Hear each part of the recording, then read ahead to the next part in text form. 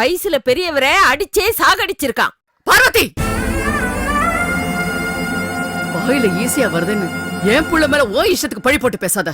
என் புள்ள ஒண்ணு கொலகாரம் கிடையாது. ஏய், உன் புள்ள அடிச்சு சம்மந்தி செத்தாரோ இல்ல அவமானப்பட்டு உயிரை விட்டாரோ, எப்படி இருந்தாலும் அவர் சாவுக்கு காரணம் உன் புள்ளதான். அண்ணி, தெரியாம பேசிட்ட, மன்னிச்சிருங்க.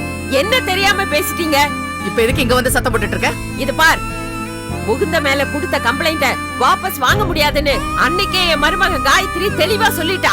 திரும்ப ஏன் வாபஸ் வாங்க சொல்லி தூது அனுப்புறீங்க? ஏன் கேட்டா என்ன தப்பு? நான் எப்படி கிருஷ்ணனை தூக்கி சுமந்தேனோ அதே மாதிரி தானே நீ முகுந்தனை தூக்கி சுமந்திருக்க. அந்த பாசம் உனக்கு கொஞ்சம் கூட இல்லையா? என்ன பட்டமரம் ஆயிட்டியா இல்ல பாறாங்கல்ல மாறிட்டியா? கொஞ்சம் பேசாம உள்ள போ. நீங்க பேசாம இருங்க. அம்மா தாயே, பாதிக்கப்பட்டது நாங்க, ஜெயில இருக்கிறது ஏன் புள்ள. அவனை காப்பாத்த என்னென்ன வழி இருக்கோ எல்லா வழியிலையும் நாங்க முயற்சி பண்ணுவோம். பண்ணிதான் ஆகணும். உன்னால முடியலையா விட்டுரு. வீடு தேடி வந்து என் புருஷனை சத்தம் போடுற வேலையில வச்சுக்காத. விசாலம், கொஞ்சம் அமைதியா இருக்க போறியா இல்லையா? அண்ணி, தயவு செஞ்சு மன்னிச்சிருங்க. இனிமே எந்த காரணம் கொண்டும் உங்க வீட்டில் வந்து உங்க வீட்டில் உள்ளவங்க கிட்ட நான் உதவி கேட்கவே மாட்டேன். நான் புண்ணியம் செஞ்சிருந்தா, எங்க அண்ணன் தான தர்மம் பண்ணது உண்மையா இருந்தா, என் மனசு சுத்தமா வெளியானதா இருந்தா, என் புள்ள கண்டிப்பா வெளியே வந்துடுவான். அவன் தூக்கு மேடை போகணும்னு அவன் தலையெழுத்தா இருந்தா போகட்டும். அவனை காப்பாற்ற தான் நீங்கள் உதவி செய்யலைன்னாலும் எனக்கு கொல்லி வைக்க கிருஷ்ணனை அனுப்பாமல விட்டுருவீங்க.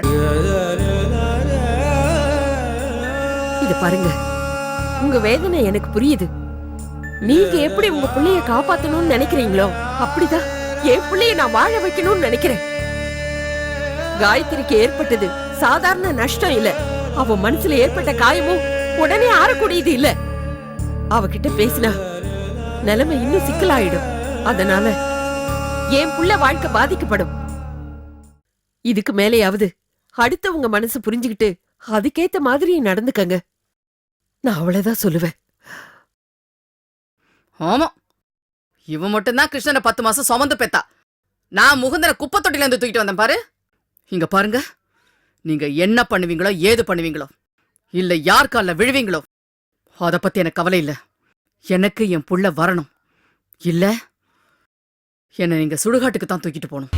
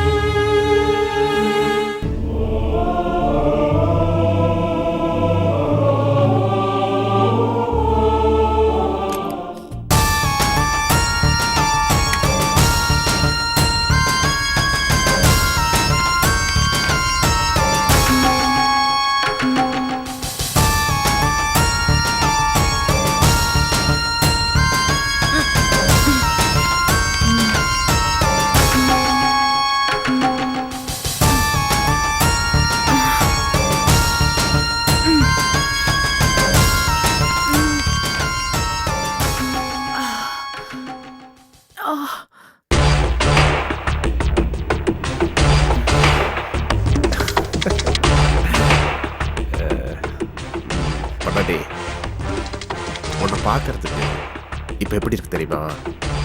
இலங்கையில அசோகவனத்துல சீதை கண்ணீர் விட்டு அழுதுட்டு இருந்த மாதிரி பரிதாபமா இருக்கு. ஆனா அதுல ஒரு சின்ன கரெக்ஷன்.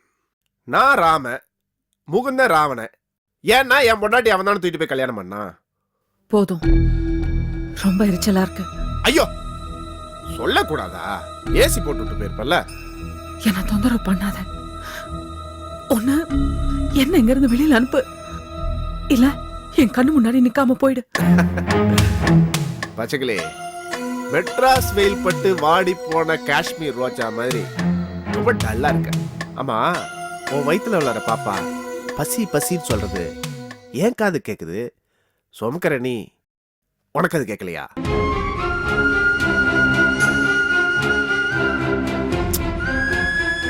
கேக்கும். அது எப்படி கேட்காம இருக்கும்? நான் இப்ப என்ன பண்ணுவேன்னா, உன் கட்டெல்லாம் அவுத்து விடுவேனா, சமத்தா நல்ல பொண்ணா முகம் கை காலெல்லாம் கழுவிட்டு வந்து சாப்பிடுவியாம். உனக்காக இல்ல, உன் வயித்துல வளர்ற குழந்தைக்காக.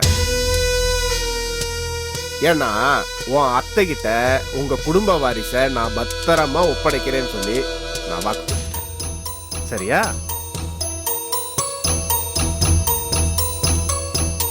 நல்ல பொண்ணு.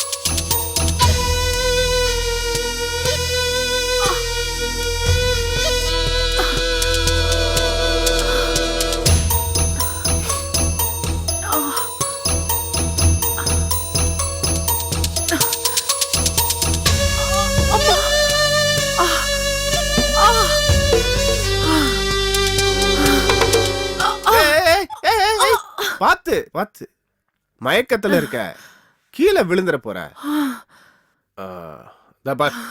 அதான் ரெஸ்ட் ரூமு, நீ போய் ஃப்ரெஷ் ஆயிட்டு வா, நான் போய் உனக்கு சாப்பாடு எடுத்துட்டு வரேன். ம், போ.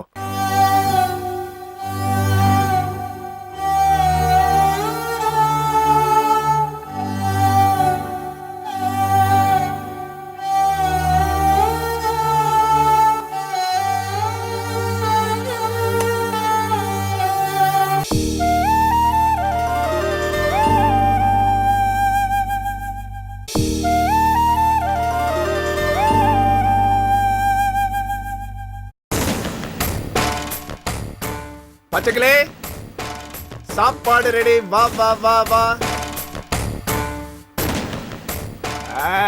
பச்சைக்கிளே, சூப்பர்.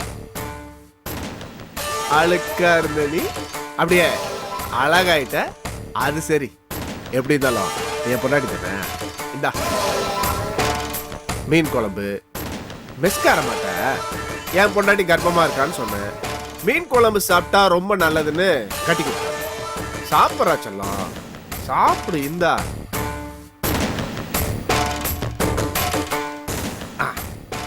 அதேதான்.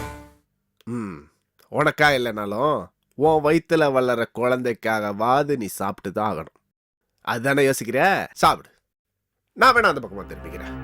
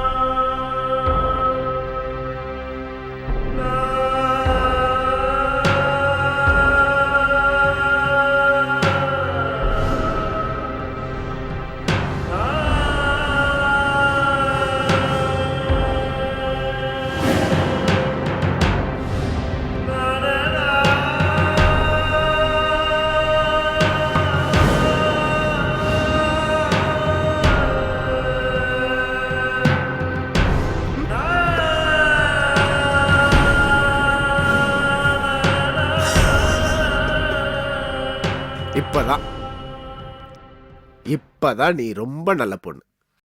எங்க தேவையில்லாம அடம் பிடிச்சி உன் வயிற்றுல வளர்ற குழந்தைக்கு நீயே பரலோகத்துக்கு டிக்கெட் வாங்கி கொடுத்துருயோன்னு நினைச்சு நான் பயந்தே போயிட்டேன். இப்ப நிம்மதியா இருக்கு. பச்சைக்கிளே, உனக்கு என்ன வேணாலும் கேளு. ஃப்ரூட்ஸ், பிஸ்கட்டு, ஐஸ்கிரீம், சாக்லேட்டு, குருவி ரொட்டி, குச்சி மிட்டாய், சர்க்கரை மிட்டாய், தேன் மிட்டாய், எது வேணும்னாலும் கேளு. கூச்சப்படாம கேளு, நான் உனக்கு வாங்கிட்டு வரேன். ஏன்னா நீ என் பொண்டாட்டி பாரு. சரி சரி. ஸ்வேதா, உனக்கு ஒன்று தெரியுமா? இன்னைக்கு நான் உன் 2வது புருஷனை பார்த்தேன். பாவம், போலீஸ் ஸ்டேஷன்ல லாக்அப்ல பஞ்சத்துக்கு தப்பி வந்த அகதி மாதிரியா இருக்கான். ஆனா சும்மா சொல்லக்கூடாது, திமிரு கொஞ்சம் கூட குறையவே இல்லை.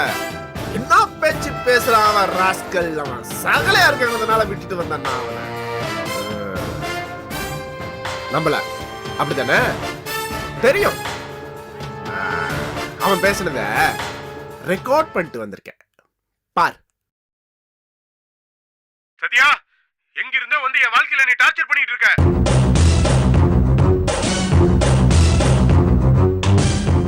ஸ்வேதா கன்சீவா இருக்கா, தேவையில்லாம டார்ச்சர் பண்ணிட்டு இருக்காத. வயித்துல இருக்கிற குழந்தைக்கு மட்டும் ஏதாவது ஆச்சு விட மாட்டேன்டா. இல்ல வெளியில வந்த உங்க சங்க அறுத்துருவேன்டா.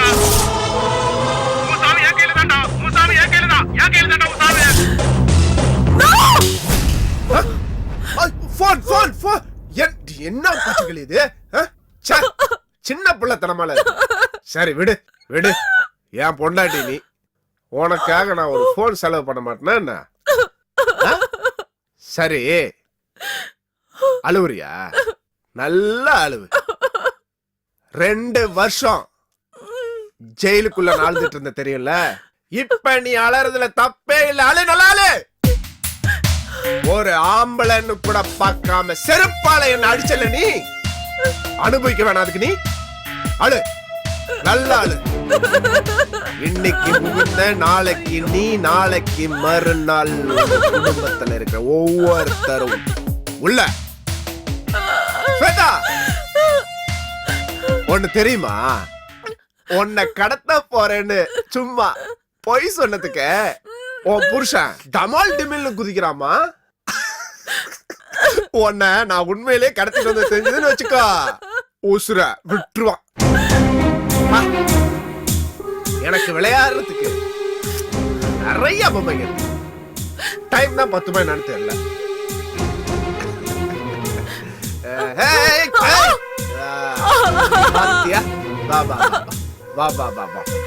என்ன சோறு போட்டான உனக்கு திமிரு வந்துருச்சு.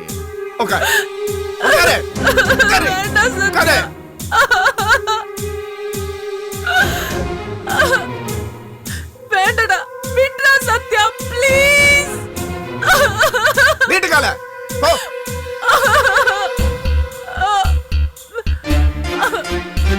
ஏய்,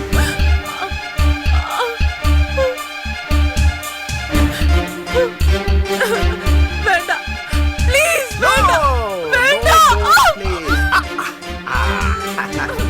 அரண்டி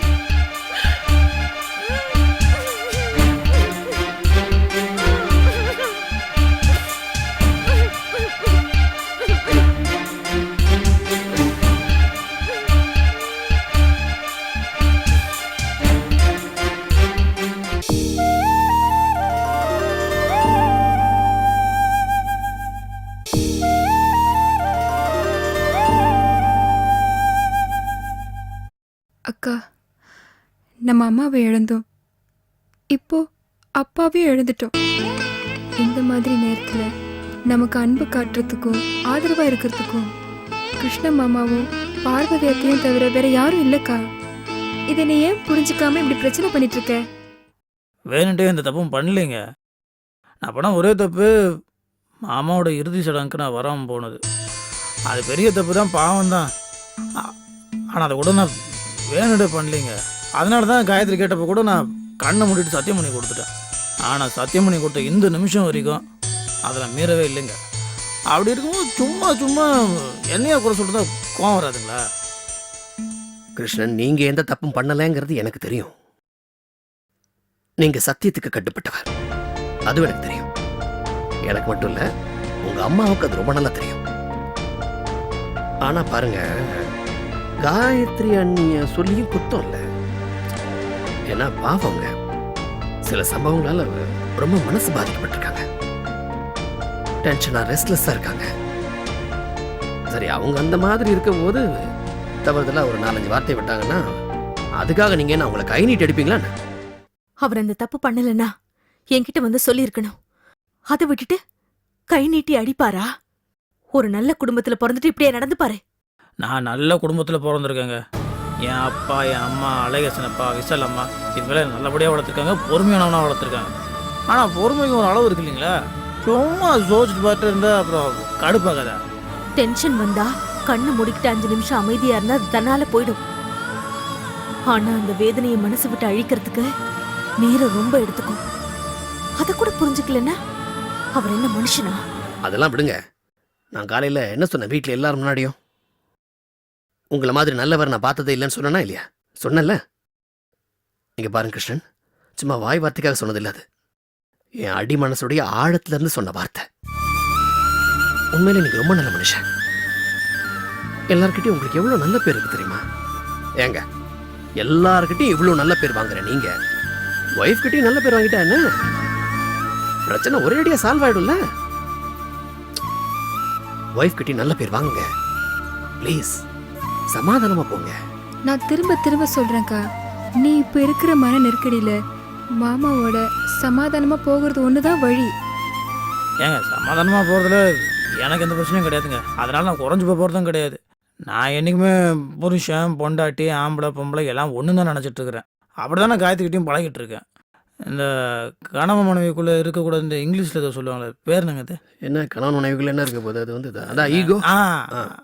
அதுனா என்னன்னு கூட எனக்கு தெரியாதுங்க. அது எனக்கு சத்தியமாக இருந்தது கூட கிடையாது.